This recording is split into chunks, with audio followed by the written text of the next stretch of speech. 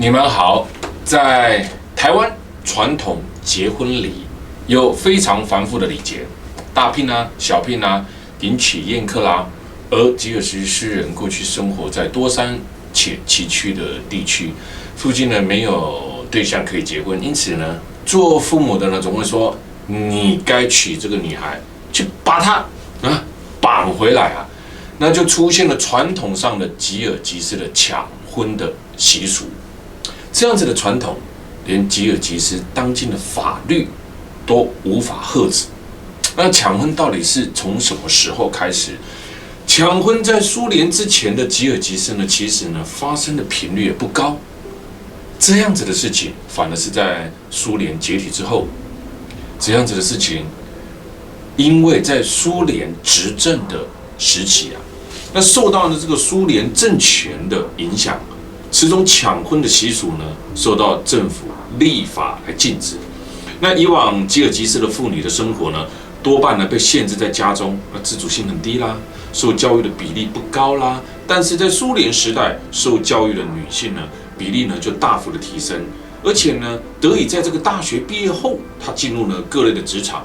但苏联解体之后，吉尔吉斯呢就出现了一种就是什么复归吉尔吉斯传统的呼声，此呼声中不可避免的包含了重男轻女观念的复归回复啊。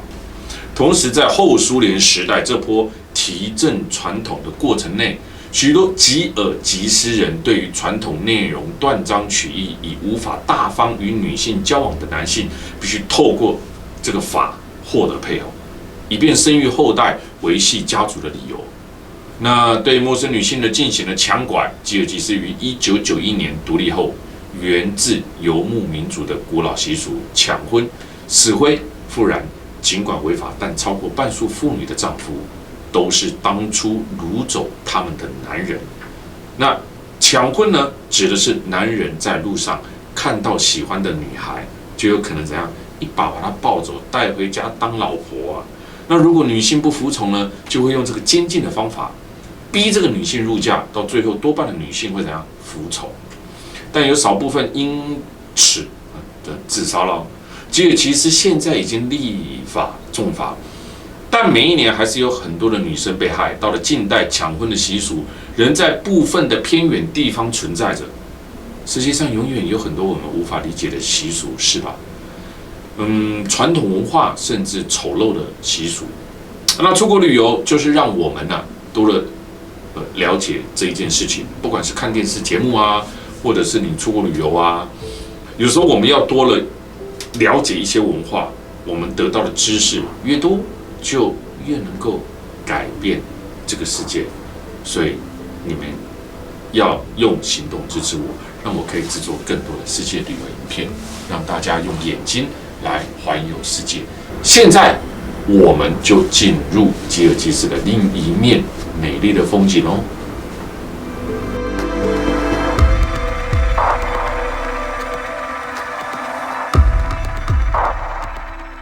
这是我用空拍机拍下来的露天石化博物馆。虽说是博物馆，但其实没有实体的建筑物而是有许多的石头堆积而成的。如果没有特别跟你解释，带你到这个地方来可能你会觉得为什么带我来一个空旷的草地，看到的是石头上面有人画画。可能你会觉得，这不就是小朋友随便涂鸦这里岩石雕刻与岩石绘画而出名，其中绘画又以羊、马、鹿等动物居多。据说这些石头原本是在附近的山上，但冰河融化的时候，石头就被冲刷到这片土地上了如果你很认真的去看着这些岩石上的图画，其实真的很难想象，我连在纸上画画都没有办法画得好看他们竟然会想到以石头当纸来使用，真的很不可思议占地42公顷的土地上，散落了数以千计的大石头。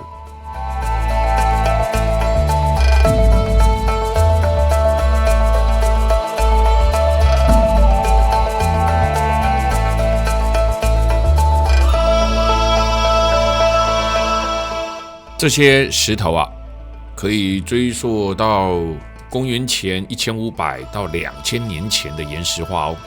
那这一带可能是一个古老民族在此的祭祀场所，因此聚集了这些代表献给神灵的石化啊。那根据研究的发现过去住在这片大地上的古人，曾利用这个雪豹来狩猎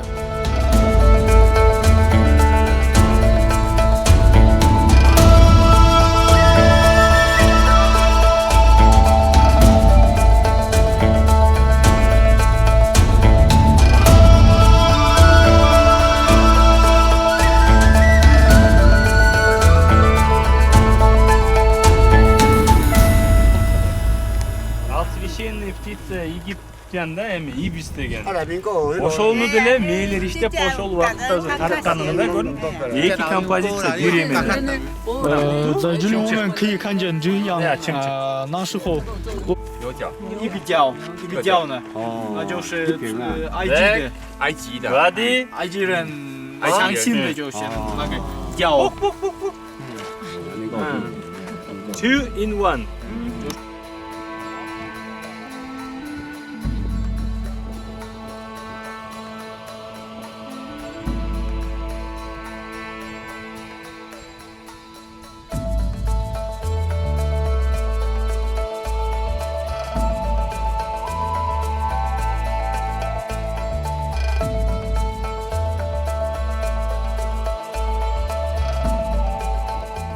古人为什么选择在岩石上作画呢？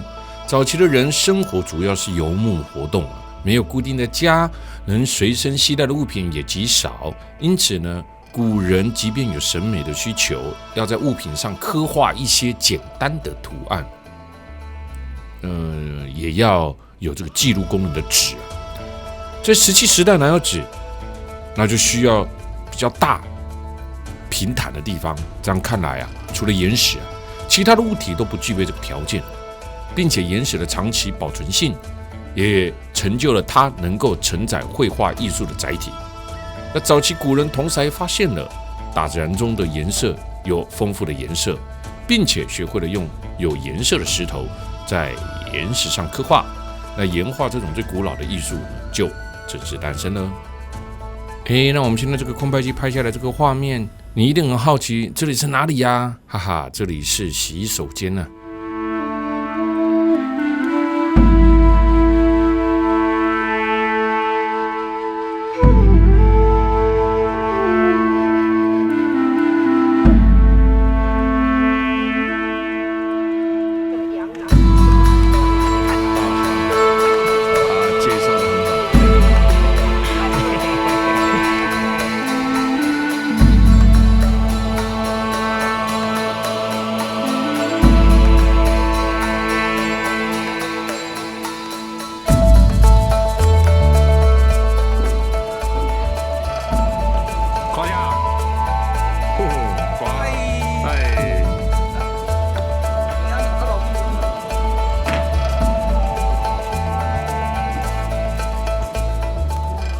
伊塞克湖，中国唐代呢叫做热海、大清池伊塞克湖的主要水源来自天山山脉的高山泉水和积雪的融水长久以来就被视为圣湖，所以当地的居民既不会在这边捕鱼，更不会跳下去游泳，直到了俄国人治理后才打破这个古老的禁忌现在我们坐船游伊塞克湖。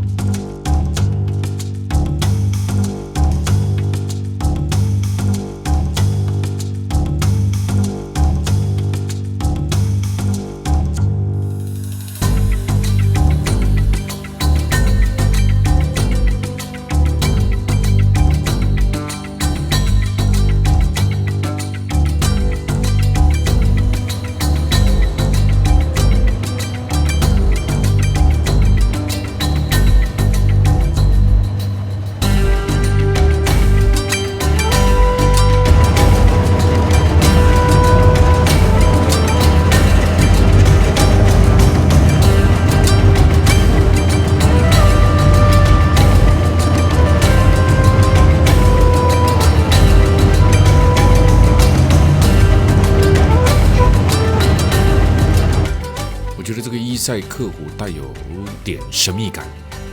那天山北路的伊塞克湖呢，海拔1608公尺，是个高山的咸水湖。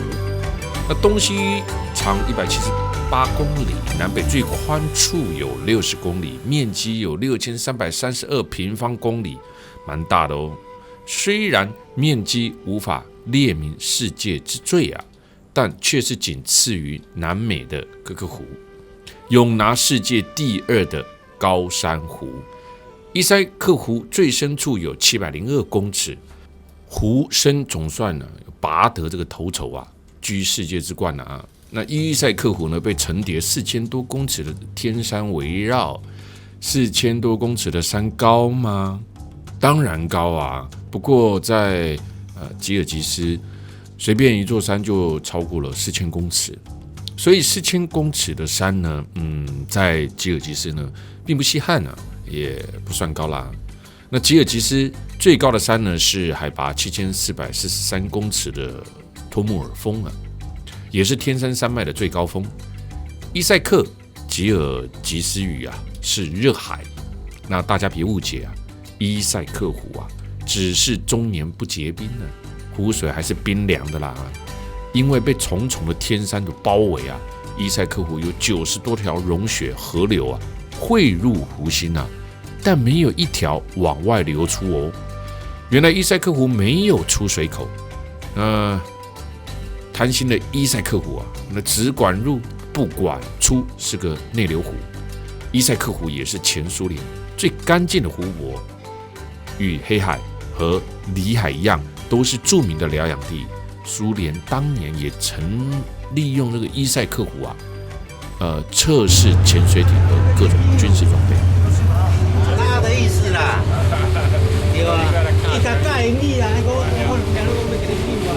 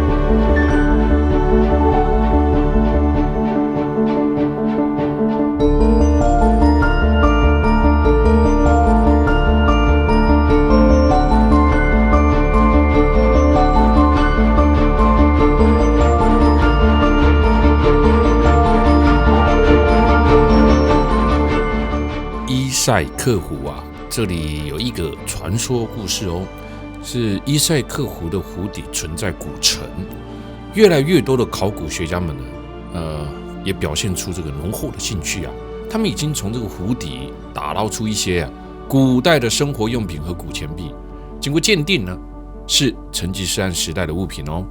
对这个伊塞克湖湖底秘密的猜想和推测越来越多。最具爆炸力的是成吉思汗的墓地在湖底。吉尔吉斯坦国不少历史学家和考古专家支持这一个推断哦。当年这一个地区呢是成吉思汗儿子的属地，据说成吉思汗去世后呢，其后人秘密的将这个成吉思汗的遗体和众多的财宝运到了湖区，并制作了巨大的石棺，将这个遗体和财宝呢装入其中，并且沉入湖底然后将他的财宝呢藏在哪？藏在伊塞克湖地区的山谷中，引这个泉水将它们呢掩藏起来。后来所有参与引水工程的人呢，都被杀死了，所以藏宝的秘密呢，至今也没有揭开啊。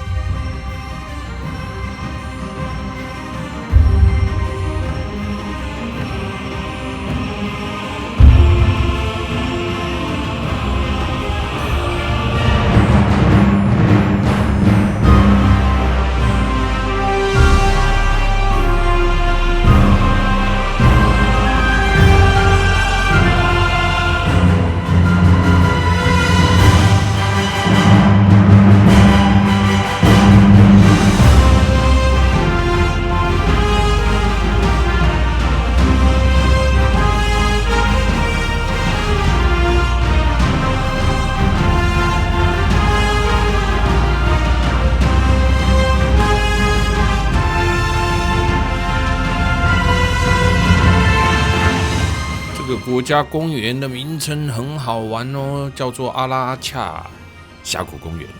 这里有世界上罕见的雪豹，所以国家公园的门口就有一只雪豹的雕像。阿拉恰峡谷公园属于天山山脉的一部分，主峰海拔呢4527公尺。公园有20多个大小不等的冰川和大约50座的山峰。那拥有这个自然天成啊，未受污染的景色啊，整个谷地处处可以见到冰河的痕迹。峡谷附近呢也是终年积雪啊，这也是冰河地形的特色哦。有趣的是什么？在苏联时期啊，阿拉恰公园啊只开放给政要人物进入啊，这就是特权啊。